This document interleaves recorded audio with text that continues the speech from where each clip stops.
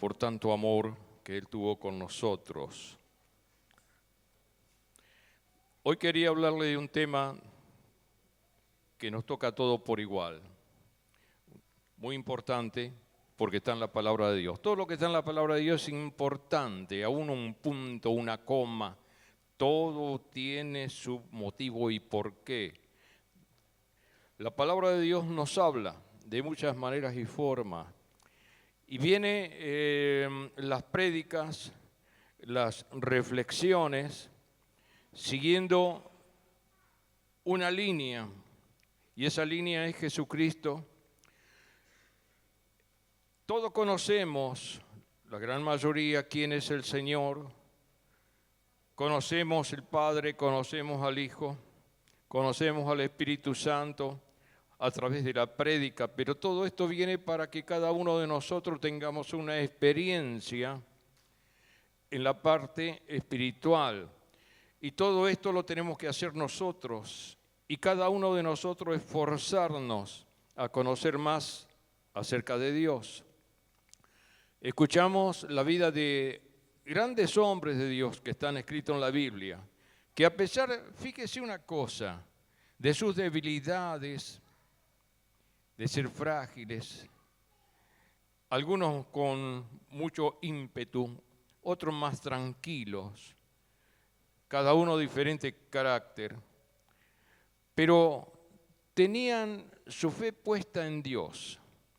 Y esa confianza tan ciega que tenían en Dios, ¿cómo la consiguieron?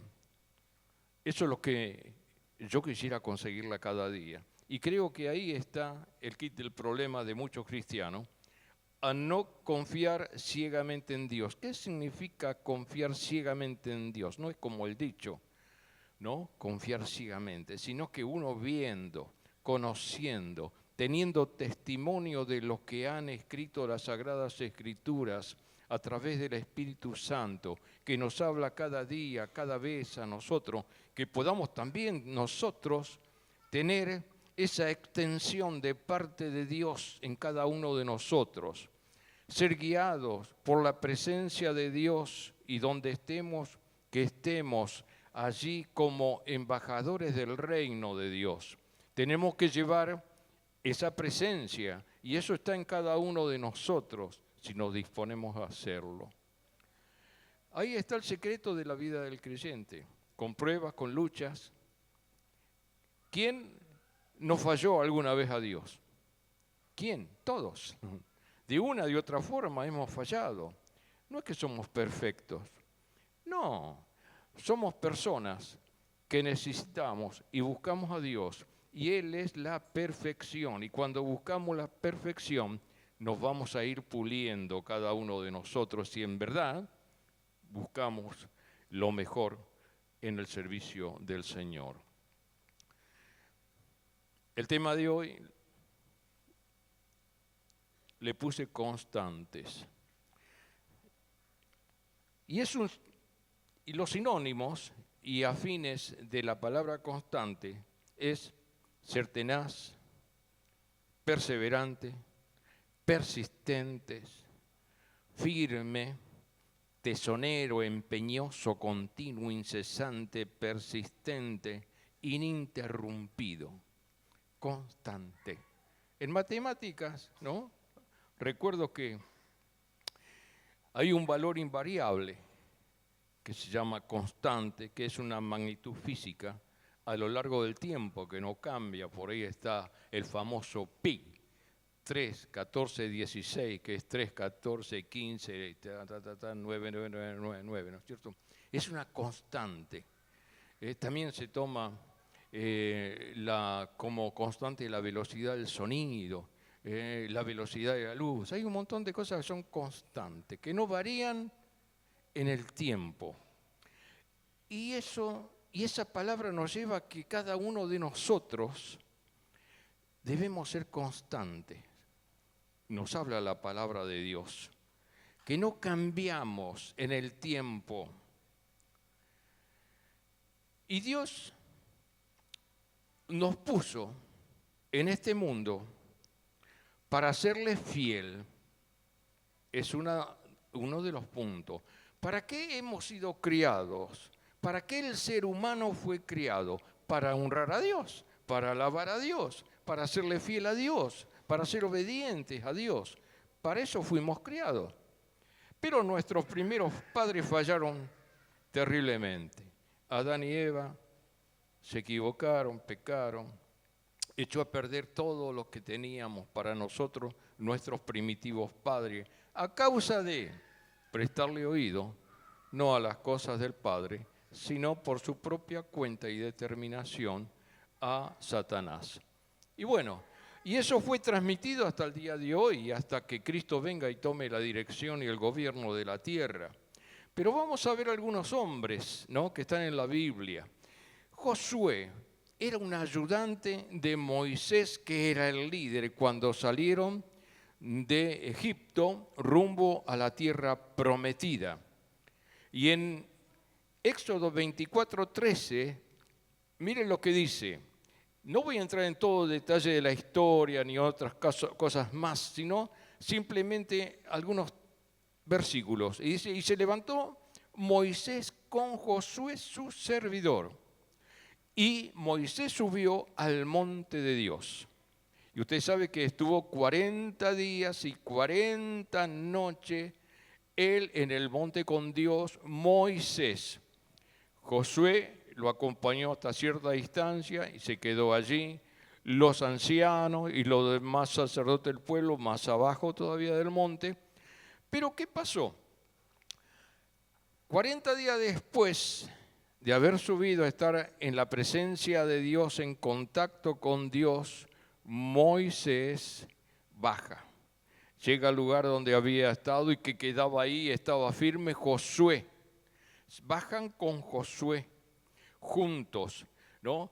Y fíjese una cosa que nos cuenta la palabra de Dios, que cuando van descendiendo escuchan ruido en el campamento, voces, y Josué le dice a Moisés, parece que hay problemas, se escucha griteríos y demás en el campamento.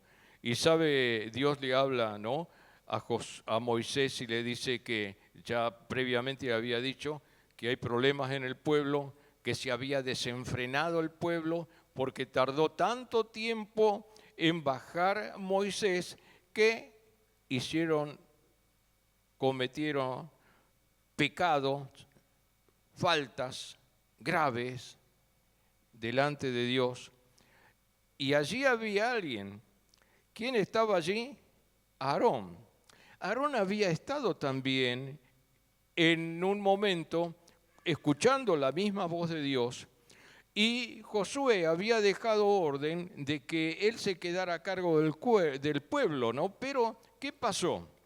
Parece que la presión del pueblo fue mayor, fue muy fuerte por la tardanza de Moisés, se comenzaron a desbandar y le piden a Aarón que le haga dioses para que vayan delante de ellos, guiándolo, porque Moisés no bajaba todavía del monte. Se desenfrenaron y cometen un grave pecado de desobediencia contra los principios que Dios había establecido. Fíjese que Aarón quedó implicado en este pecado hasta el punto de hacer él mismo un becerro y proclamar fiesta por el becerro al otro día que lo hizo. Fíjese qué desorden. Un sacerdote, alguien que estuvo en la misma presencia y la gloria de Dios cercana a él, quedó a cargo del pueblo porque lo habían establecido así, pero sin embargo ellos cometieron un grave error, un grave pecado. Ahora, uno se hace esta pregunta, ¿cómo puede ser que Aarón, un hombre de Dios, un sacerdote de Dios, haya caído en tremenda falla, en tremenda falta? Viene el momento que están juntos y bueno, imagínense qué momento para Moisés que lo dejó a él. ¿Qué pasó acá? No voy a entrar en más detalles sobre eso, pero sí voy a ir a Josué nuevamente. Josué y Moisés. ellos estuvieron constantes en su función dada por Dios. Ellos no se movieron junto con el pueblo en su desenfreno de pecados y un montón de barbaridades que hicieron, porque se fue la presencia de Moisés, porque demoraba y no estaba Moisés. Ahora estaba la presencia de Dios también. Pero esas cosas suelen ocurrir muchas veces también en nuestras vidas. Podemos descarriarnos, podemos pecar contra Dios. Pero si nos volvemos a Dios, Él nos restaura. ¿Y cómo fue restaurado en el ministerio a Aarón? De tremenda idolatría que hizo caer y pecar al pueblo y le dio rienda suelta y desenfreno en el pecado y en las fiestas bacanales que se mandaron esos días. Pero imagínense una cosa, ¿qué Dios de misericordia tenemos? El mismo Dios que perdonó allí a Aarón, es el mismo Dios que envió a Jesucristo a salvarnos a cada uno de nosotros. Pero quiero resaltar la figura de aquellos que son constantes en las cosas de Dios, aquellos que están dispuestos a ser obedientes a Dios, a pesar de que pase lo que pase, no fluctúan, no hay cambios en su parecer, siguen firmes en lo que han creído, siguen firmes y obedientes al Señor, son constantes. Tenemos que ser constantes en las cosas de Dios. Podemos fluctuar, pero podemos volver a encaminarnos nuevamente. Otro más que podemos nombrarlo, Felipe el Evangelista. Este tramo le puse, Dios nos puso para ser dispuestos y obedientes, y Felipe era dispuesto y obediente. Él fue diácono, después fue levantado y comenzó a evangelizar. ¿Y qué hizo? Va a predicar a Samaria y hace un avivamiento tremendo. ¿Pero por qué va a Samaria? Porque fueron esparcidos después que lo mataron a Jesucristo, después que resucitó Jesús. Los judíos los perseguían a los cristianos y se iban a diferentes lugares, cada uno por su lado escapando de la persecución de los judíos. Y en Hechos 8:4 dice, pero los que fueron esparcidos iban por todas partes anunciando el Evangelio. Entonces Felipe, descendiendo a la ciudad de Samaria, les predicaba a Cristo. Y en el versículo 7 dice, porque de muchos que tenían espíritus inmundos salían estos dando grandes voces, y muchos paralíticos y cojos eran sanados. Y también en el versículo 8 dice, así que había gran gozo en aquella ciudad. Yo me imagino una campaña pero hermosa. ¿Quién no conoce una campaña? Bueno, aquellos que tenemos años en el camino del Señor, hermosas son las campañas. Pronto tendremos en el mes de noviembre una campaña muy grande en Buenos Aires, ¿no? Con Frank Graham, así que el hijo de Billy Graham. Vamos a prepararnos para estar allá también, como hemos estado en el año 91, trabajando como iglesia, estando colaborando en la campaña que se hizo en esa oportunidad en la cancha de River. Ahora va a ser en la cancha de Vélez Sarsfield.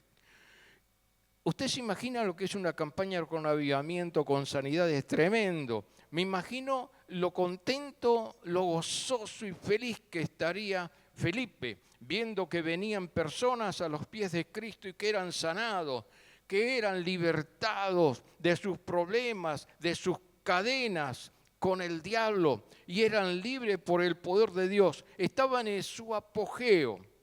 Y de repente, en el versículo 26 dice, un ángel del Señor habló a Felipe diciendo, levántate y ve hacia el sur por el camino que desciende a Jerusalén a Gaza, el cual es desierto, donde están todos los problemas, ¿no? Que siguen un poquito, ya un poco menguado ahí en Israel y Gaza y la franja de Gaza. Pero quiero decirle que el Señor le dice a Felipe, que está a cargo del evangelismo, de la campaña, que se vaya al desierto.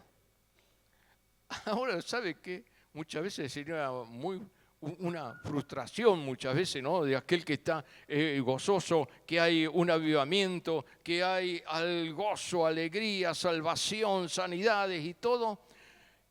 Y le dice un ángel que, bueno, que deje ahí, lógicamente, que vaya al desierto, al lugar donde estaba el desierto. ¿Qué va a hacer? Y él dice que él fue obediente. Por eso va como título, estar dispuesto y ser obediente a la voz de Dios. Mire, y dice que él va al desierto y por ese camino del desierto no había nadie. Desierto. Va un carruaje y el Señor le dice que se acerque a ese carruaje. Dios hace cosas que nosotros no imaginamos, ni pensamos, ni entendemos. Pero Él nos manda que seamos obedientes. Cuando Él nos manda que seamos obedientes en su palabra, tenemos que hacerlo, aunque no sabemos a dónde va. Cuando Él llama a Abraham, lo mandó que salga de su tierra y de su parentela. La parentela, qué problema. Él le dijo, salí de tu casa y tu parentela. Y él sale sin saber a dónde ir. ¿Se imaginan? Usted le dice el Señor allá, ¿y usted qué hace? Agarra la maleta allá y dice, ¿a dónde voy? Y él salió sin saber a dónde iba, pero él confió en Dios.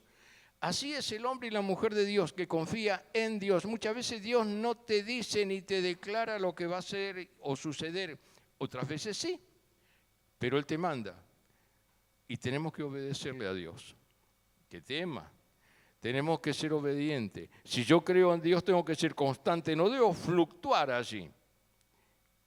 ¿Soy firme en las cosas de Dios o no? O más o menos. ¿O según qué? Si me conviene. O en fin. Bueno, ahora dice cuando llega el carruaje, porque dijo que se acerque, escuchaba que esta persona que iba en el carruaje iba leyendo sobre el profeta Isaías. En voz alta, se acostumbraba a leer en voz alta en esa época. No sé cómo llevaría el rollo del profeta Isaías, pero lo llevaba evidentemente porque lo iba leyendo, dice la palabra de Dios. Entonces le dice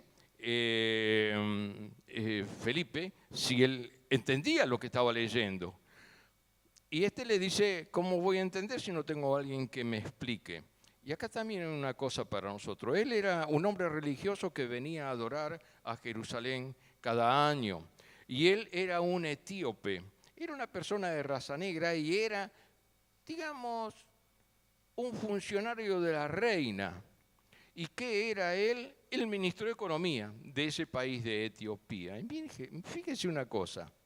Y ahí está el secreto del Señor, lo que Él hace. Qué poderoso es. Muchas veces si nos explica lo que Él va a ser con cada uno de nosotros, por ahí tenemos miedo.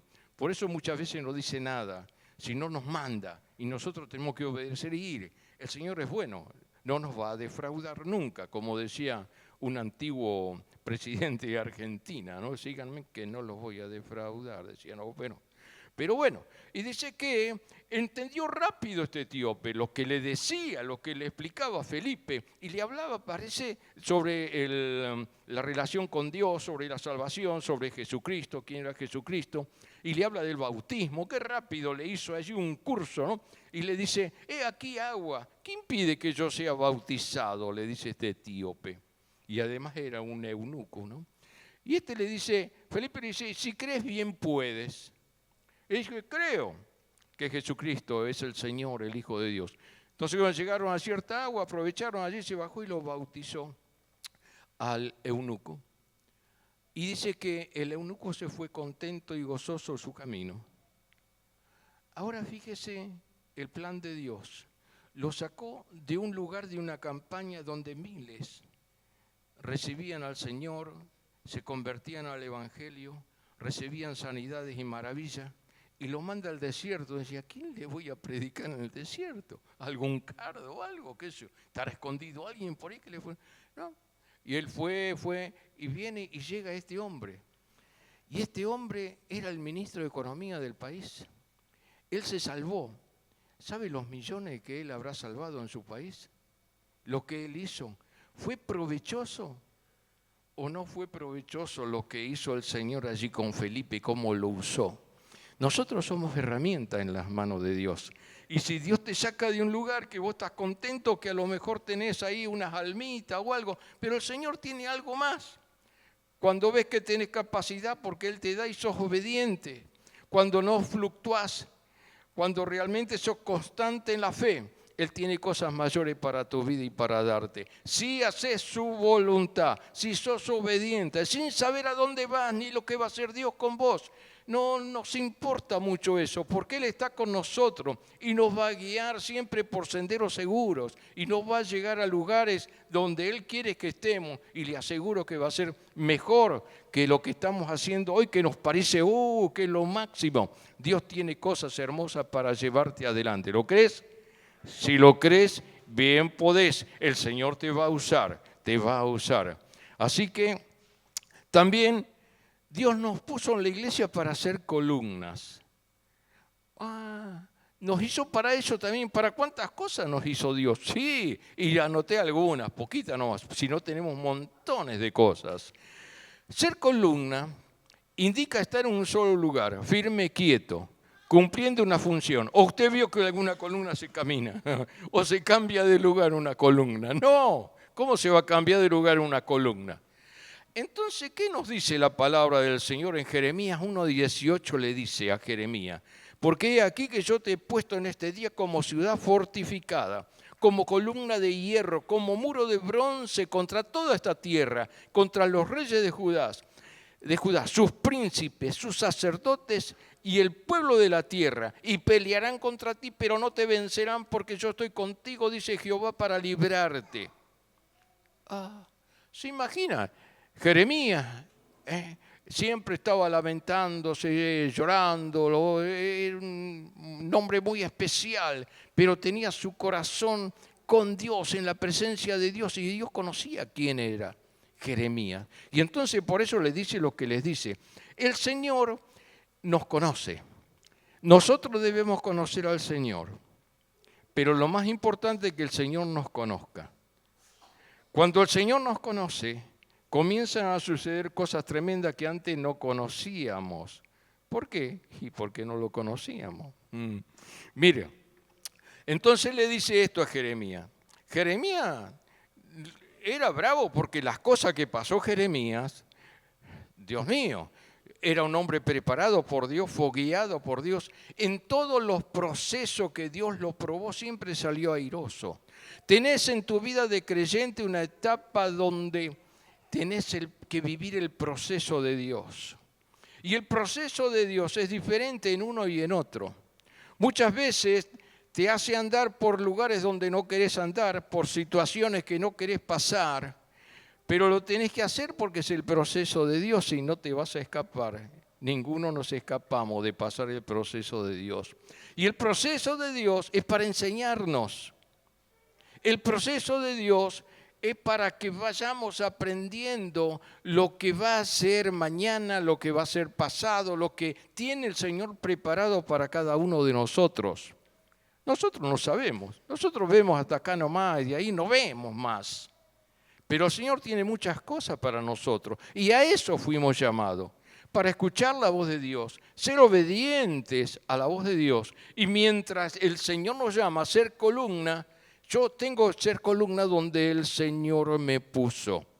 Mire, luego Pedro nos dice los requisitos para ser columna. Allí en 2 de Pedro 3:18 nos dice: antes bien, creced en la gracia y el conocimiento de nuestro Señor y Salvador Jesucristo. A Él sea gloria ahora y hasta el día de la eternidad. Amén.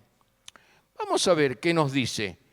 Creced en la gracia y el conocimiento. Gracia y conocimiento. Podemos preguntarnos nosotros, ¿estamos realmente creciendo en la gracia y en el conocimiento de Jesucristo? Eso es no, que me lo dé el Espíritu Santo. Bueno, hay cosas que tenemos que hacer nosotros.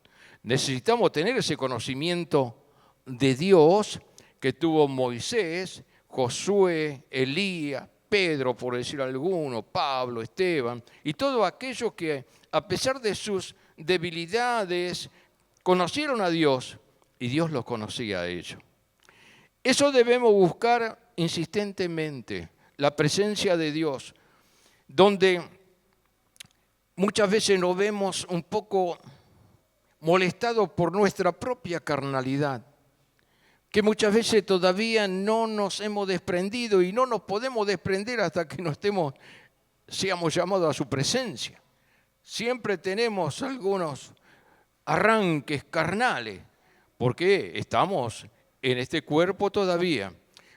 Y la carnalidad o la carne no va a favor del espíritu, es contra el espíritu, y el espíritu contra la carne. Las cosas de Dios en contra de la carnalidad, y la carnalidad nuestra en contra de las cosas que son de Dios. Es fácil muchas veces caer en una rutina cristiana que le gusta al diablo, que cada creyente entre en esa rutina cristiana, donde la asistencia a la iglesia o a las iglesias y a las actividades de la iglesia se convierten en meras costumbres. Sin embargo, este versículo nos desafía a tener una relación más profunda con nuestro Salvador, creciendo en la gracia y el conocimiento de nuestro Señor y Salvador Jesucristo. ¿Y cómo se logra ese crecimiento en la gracia que pide Pedro? ¿Cómo se logra ese crecimiento, ese conocimiento que tenemos que tener los cristianos? Se logra con una entrega total a Dios, de dejar de las costumbres eclesiásticas a ciertas actividades y seguir. No quiero decir que no sigamos firmes en la columna donde Dios los puso, pero quiero decir, hermano, que tenemos que crecer. ¿Y cómo podemos crecer en gracia y en conocimiento? Muy sencillo, es por medio de la oración, la lectura bíblica y congregarnos. Eso es fundamental para el cristiano. No podemos estar acercándonos a Dios sin estas cosas que funcionan en nuestra vida. No podemos crecer en la gracia de Dios. ¿Qué es la gracia de Dios? ¿Qué es el conocimiento de Dios? Son muy específicos. La gracia la dio Dios para que por medio de la gracia seamos salvos, pero tenemos que conocer todo lo que podamos sobre la gracia. Tenemos que tener todo el conocimiento que nos permite a través del Espíritu Santo sobre la palabra de Dios, conocerlo a Dios y que Él nos conozca a nosotros. Tener una relación especial con Dios cada día, orar más, pero la carne no te va a dejar orar, porque ya entra en el área del Espíritu y el Espíritu contra la carne contra el Espíritu y ambas cosas se oponen. Entonces vos querés orar y decís, no, ¿qué vas a orar? No, mirá, ahora está esto, mirá tal partido, mirá esto, mirá. Te desenfoca la carne de las cosas de Dios. Eso y muchas cosas más. Te desenfoca. Esa es la obra de la carne. Y ahora, el que es constante en la fe es una columna que puso Dios en la iglesia, ¿no es cierto? Entonces no se va a mover ahí nomás. Como la casa, como se cantó hoy, sobre la roca que está edificada, no se cae porque está sobre la roca. Entonces, el que es constante en las cosas de Dios, constante en la oración, va a ser constante en la oración. Está puesto como columna, no se va a mover de la iglesia y va a seguir orando por la iglesia, va a seguir orando por cada hermano de la iglesia, va a seguir orando por los nuevos que vienen a la iglesia, va a seguir orando por los enfermos, no se mueve ahí. Conoce la gracia de Dios que abarca a todo el mundo y el que cree tiene salvación. Conoce lo que es la gracia de Dios y tiene conocimiento de Dios y busca más de Dios y busca en ese conocimiento ¿cómo? A través del Espíritu Santo. ¿Y cómo es eso? Se deja enseñar. Fíjese lo que hizo el etíope, que iba en el carrito, ¿no es cierto?, ahí rumbo a su nación. Él leía, pero no entendía. Y entonces él dice, ¿cómo voy a entender si no tengo nadie que me enseñe? Hermano, tenemos que tener a alguien que nos enseñe. Tenemos que ser humildes y buscar la guía de Dios, porque Dios preparó y Él estableció maestros dentro de las congregaciones. Lo podemos leer. Pero quiero decirle, no se quede sin venir a las clases de estudio bíblico, a los cultos de oración. Recuerde que son fundamentales la oración, el estudio de la palabra de Dios y congregarnos. Y no dejar de congregarnos como algunos tienen por costumbre, dice el Señor. ¿Por qué lo habrá dicho? Mire, hermano, hay una cosa muy importante. Cada uno de nosotros debemos crecer en la gracia y el conocimiento de Dios. Y si no estamos firmes en esto y no somos constantes en esto, nos va a costar mucho crecer. Nos va a costar mucho tener conocimiento de las cosas de Dios. Yo me alegro cuando los hermanos leen la Biblia en sus casas, no acá, que viene y lo lee rapidito y de ojito nomás, mira, o con el teléfono, lo sacan, ¿a dónde está? No, sino dedicarse 10, 15 minutos, puede ser leer la Biblia o más si tiene tiempo, más si puede orar. Ore, tenga esa comunión y entren en una relación con Dios. Y van a ir desapareciendo un montón de desenfoque que vienen a la vida espiritual y lo desvían de las cosas de Dios. Y para un poquito más quedarnos, Dios nos puso en prueba para testimonio y salvación de otros. Dice, también eso, yo tengo que pagar algo para que otro sea salvo. Yo tengo que pasar por pruebas y tribulaciones para que el otro sea salvo. ¿Y si Dios lo manda? ¿Quién soy yo para decirle? ¿Por qué Dios me dice esto? Yo no quiero. Mire, Dios nos puso en prueba para testimonio y salvación de otros. Vamos a verlo. Pablo y Silas, Hechos 16, 23. Mire lo que dice, algunos versículos voy a leer. Después de haberles azotado mucho, los echaron en la cárcel, mandando al carcelero que lo guardase con seguridad, el cual, recibido este mandato, los metió en el calabozo de más adentro y les aseguró los pies en el cepo. ¿Quién era Pablo y Silas? Tuvimos la oportunidad de, cuando estuvimos allí viajando y conociendo y trabajando con la iglesia de Milán, de ir a Roma también y conocer el lugar, lo que era el Coliseo romano, terrible, lo que eran esas prisiones, terrible. Y ahí estuvo nuestro hermano Pablo y nuestro hermano Silas en lo más profundo, pero es horrible estar ahí. Y sin embargo, estos fueron azotados, estaban todos ensangrentados, no curados, porque les sacudían, les metían, así nomás heridos, todos sangrando, lo dejaban, lo metían en el cepo todavía, lo maltrataban. Y ellos estaban adentro, ellos eran constantes en el servicio a Dios, eran fieles al servicio de Dios. Y sin embargo tuvieron que pasar en una cárcel física, tuvieron que estar allí pasando prueba. Muchas veces Dios permite para que el día de mañana podamos nosotros, que hemos estado presos en prisiones ahí, ministrar la libertad de Cristo a otro, ya que nuestras propias vidas van a ser testimonios que hablarán por nosotros mismos, mucho más que dar testimonio y la prédica, sino con nuestras vidas, con nuestras acciones. Es el verdadero cristiano. No ande diciendo, mira, yo soy pastor, ojo, atiéndame bien, o el otro, yo soy cristiano, mire, cuidadito, mire. No. Hablando con nuestro ejemplo, con nuestras actitudes, con nuestra conducta, diciendo que somos cristianos. Y en Hechos 16, 33 nos dice acerca del carcelero. Dice, y él, ustedes saben que ellos estuvieron orando, cantando, orando, y se produce un terremoto allí, y se voltearon los muros y abrieron las puertas, y el carcelero se quería matar, porque si no lo iba a matar el centurión romano que estaba a cargo de todo en esa época, ¿no es cierto? Entonces sacó la espada para matarse, porque se dispararon todos. Entonces Pablo le dice, no te hagas ningún daño. Todos estamos aquí, no nos hemos escapado ninguno.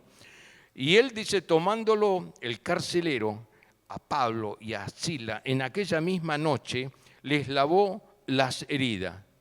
Fíjese, un inconverso. Y enseguida se bautizó él con todos los suyos. Y llevándolos a su casa les puso la mesa y se regocijó con toda su casa por haber creído a Dios. Ahí está. Mire si se hubiera enojado Pablo y Sila porque lo iban a llevar preso. No iban a tener este momento, este hombre, esa conversión, ni ver el poder de Dios, ni la gloria de Dios que se desencadenó dentro de la prisión y que ellos fueron salvos. Y dice la palabra de Dios en Romanos 12:12, dice, gozosos en la esperanza, sufridos en la tribulación, constante en la oración. Cuando nosotros somos hijos de Dios realmente, estamos bajo su voluntad y somos muy bien cuidados. Y usted puede decir, sí, pero le pegaron unos cuantos azotes por el lomo. Sí, y bueno, al Señor lo mataron, lo torturaron, todas las cosas que hicieron, las penurias que pasó, para que usted y yo seamos salvos. Cuando lo iban a matar y crucificar a Pedro en el martirio, él dijo, no quiero ser como mi Señor, crucifíquenme pero cabeza hacia abajo, no quiero que me crucifiquen con la cabeza hacia arriba como Jesucristo. Qué grande, qué grande, qué grande. Y ese es el amor de Dios. Y dice, pero claro, pero ese es para mí. A lo mejor otro sufrió para que usted y yo seamos salvos. A lo mejor otros pagaron precio por predicar el Evangelio, fueron azotados, fueron presos acá en Argentina. ¿Cuántos años hubo persecución con los cristianos? Los metían en la cárcel, entraban en las casas y le quemaban las Biblias, especialmente en la ciudad de Córdoba. ¿Cuántos lugares éramos perseguidos? Y en el año 1900 y pico, ¿eh? Así que mire usted, y por ellos, por la fe de ellos, por su confianza en Dios y por ser constante en la oración, ser constante en la asistencia a las iglesias, ser constante en la lectura de la palabra de Dios, usted y yo estamos en la casa del Señor hoy. ¿Por qué no podemos hacer algo nosotros tan simple que nos pide que podamos crecer en la gracia y el conocimiento de Dios? Tenemos todas las cosas y las comodidades en la iglesia para poder hacerlo. También Dios nos puso para santidad. Colosenses 1, 21, 23. Y dice, y a vosotros también, le dice a los que estaban en Colosas, que erais en otros tiempos extraños y enemigos en vuestra mente, haciendo malas obras. Ahora os ha reconciliado en su cuerpo de carne por medio de la muerte para presentaros santos, sin mancha, irreprensible delante de Él, si en verdad permanecéis en la fe, si en verdad bien cimentados y constantes, sin moveros de la esperanza del Evangelio que habéis oído, que fue proclamado a toda la creación debajo del cielo, del cual yo, Pablo, fui hecho ministro. Aleluya. Todos tenemos que pasar el proceso de Dios que nos prepara para las cosas venideras en nuestras vidas. Y ya, para ir finalizando, Dios nos puso para darnos recompensa. No solo que muchas veces tengamos que sufrir aflicciones. 1 Corintios 15, 58. Así que, hermanos míos, estad firmes y constantes, creciendo en la obra del Señor siempre, sabiendo que vuestro trabajo en el Señor no es vano. ¿Qué más podemos decir de ser constante? Podemos revisarnos y preguntarnos cada uno de nosotros, ¿cuántas veces oramos en el día? ¿Oramos en el día? ¿Qué es eso? Una vez me preguntó una hermana, ¿qué es orar en el día? No sabía. Creía que de noche no. Bueno, y después, ¿qué es leer la Biblia? ¿Qué es congregarse? Mire, el Señor nos bendijo y pensó en nosotros antes de crearnos. Tuvo un plan perfecto esperando que nosotros en la tierra lo hagamos realidad. Para ser constantes Es necesario tener una relación especial, fluida con Él. Tener firmeza en las adversidades que se presentan en el camino. No pegar media vuelta, no sigo, no quiero caer en esta. Santiago, capítulo 1, versículo 2 al 4, dice: hermanos míos, tened por sumo gozo cuando os halléis en diversas pruebas. ¿Quién se va a gozar en las pruebas? Pero sí, el Señor nos dice esto. Dice, sabiendo que la prueba de vuestra fe, si permanecemos, si somos constantes, ¿no? Que no disparamos, produce paciencia. Y hay que esperar. Hay que esperar. ¿Cuánto tiempo hay que esperar? Esperamos casi un año y un poquito más, por ahí en la pandemia tuvimos que esperar. Mas tenga la paciencia su obra completa, no la cortemos, para que seáis perfectos y cabales, sin que os falte cosa alguna. Estar verdaderamente seguro de quién es Dios, cómo Dios me conoce, cómo Dios me ama, cómo yo conozco a Dios y cómo nos cuida. Si nosotros sabemos esto, estamos bien seguros y podemos hacer proezas y cosas grandes. Estar verdaderamente seguro, como Pablo dice en 2 Timoteo 1:12, por lo cual asimismo padezco esto, pero no me avergüenzo porque yo sé a quién he creído y estoy seguro que es poderoso para guardar mi depósito para aquel día. Retén la forma de las sanas palabras que de mí oíste, en la fe y amor que es en Cristo Jesús. Guarda el buen depósito por el Espíritu Santo que mora en vosotros. ¿Qué más nos puede decir que no entendamos?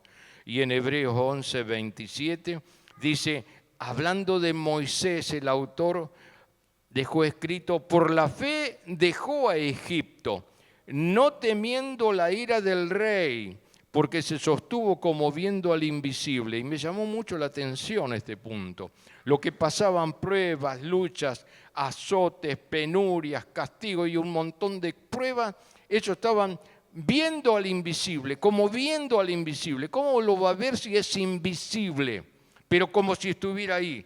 El Señor está aquí en medio nuestro en esta noche.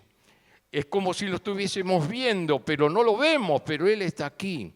El Señor está al lado tuyo, está en tu hogar, está con tu esposa, con tu esposo, con tus hijos. Él está. Y nosotros es como si lo viéramos y por eso tenemos esa fe en Cristo Jesús, que no es fe carnal, sino en el Espíritu. Y eso lo da el Espíritu Santo, eso lo da una conciencia limpia delante de Dios, santificada. Y eso lo da a través de la gracia del conocimiento y del crecimiento que tenemos en Cristo Jesús, Señor nuestro. ¿Puede decir amén? Dele la gloria y la honra y ruego estar de pie. Aleluya. Gracias, Señor. Vamos a orar. Señor, te damos gracias por tu palabra. Te damos gracias porque tú eres el dador de la fe. Señor, te rogamos, aumentanos la fe, como decían tus discípulos. Ayúdanos a crecer de verdad, como en los que hemos nombrado, aquellos siervos tuyos, como si estuviésemos viéndolo al Todopoderoso invisible para los demás, pero por medio de la fe lo vemos y lo creemos, porque Él está con nosotros todos los días hasta el fin. Estos hombres de los cuales hablamos no eran novatos, eran hombres que se jugaban la vida por quien habían creído, Jesucristo. Tenían sobrada fe en nuestro Señor, que nunca los iba a abandonar, y así fue. Te damos gracias, Señor, por tu palabra. Te pido que esta palabra toque nuestra fibra más íntima del espíritu y de nuestro corazón, y que nos dé sabiduría para poder cada día ser constante delante de ti, firme donde nos has puesto, para que la gloria y la honra de tu nombre sea reflejada en cada uno de nosotros, para transmitir al mundo las verdades de aquel que nos llamó de las tinieblas a su luz admirable. Te damos gracias, Padre, te agradecemos todas las cosas en el nombre de Jesucristo. Amén, amén y amén. Aleluya.